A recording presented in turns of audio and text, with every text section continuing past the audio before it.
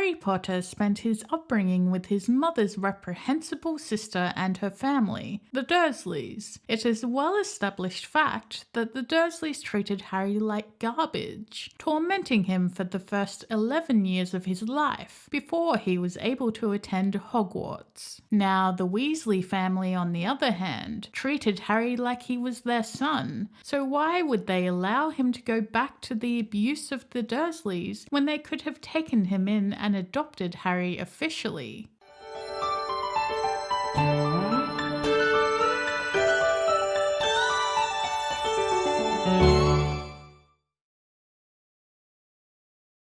There are two main reasons why Harry had to live with the Dursleys, even with their continual abuse. This, of course, resulted in Harry being unable to live permanently with the Weasleys, or any other parental figure in Harry's life. The first of these reasons was introduced in the opening pages of Harry Potter and the Philosopher's Stone. Dumbledore said to McGonagall in the very first chapter, "Famous before he can walk and talk, famous for something he won't even remember. Can't you see how much better off he'll be? Growing up away from all of that until he is ready to take it." He's far better off growing up away from all of that.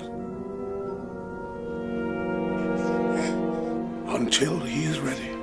He had a point, and besides, Dumbledore did not know just how bad the Dursleys were going to be, even with McGonagall's warnings. I've watched them all day. They're the worst sort of muggles imaginable. Dumbledore ultimately did what he thought was best for Harry. I think Dumbledore might have thought Harry would turn out to be more like his dad if he stayed in the Wizarding world, particularly in terms of being overconfident. Fame ruins a lot of people, especially if they feel entitled early on in life. The fame would have quite easily gone to Harry's head. But I am the chosen one.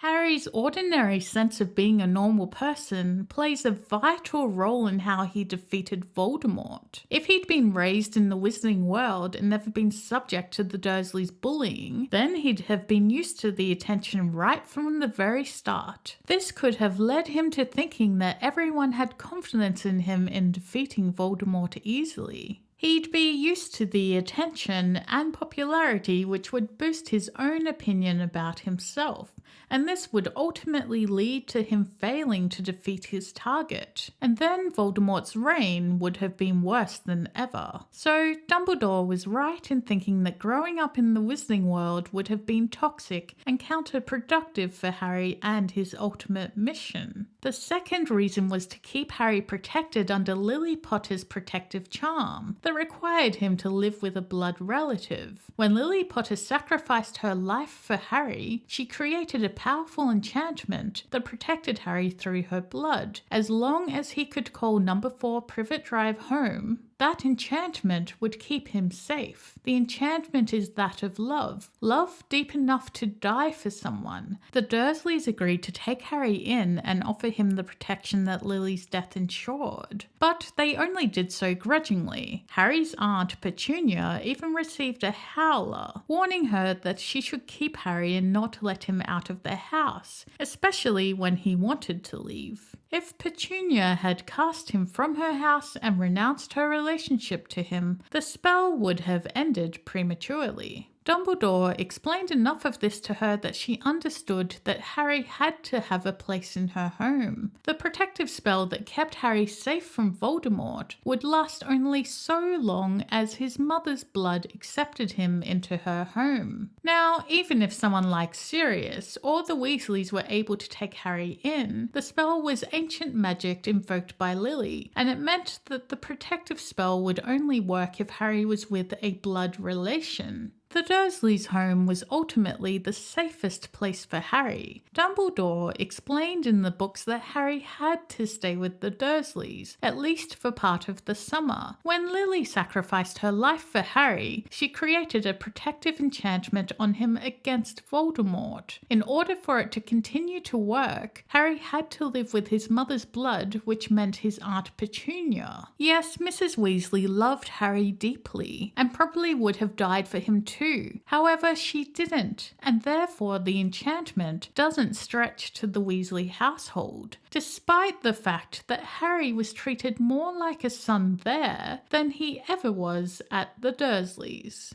So even though the Weasley family would have welcomed Harry into their home with open arms, there is no way they could have adopted him and saved him from the Dursleys. Otherwise, they would have put the entire Wizarding world at risk, as Voldemort would have had access to Harry, and it would have been unlikely that Harry would have been able to defeat him. If you liked that video, make sure to give it a thumbs up and share it on social media, and really helps this channel out. Don't forget to leave a comment down below and let me know what you think about this video. I want to hear your thoughts.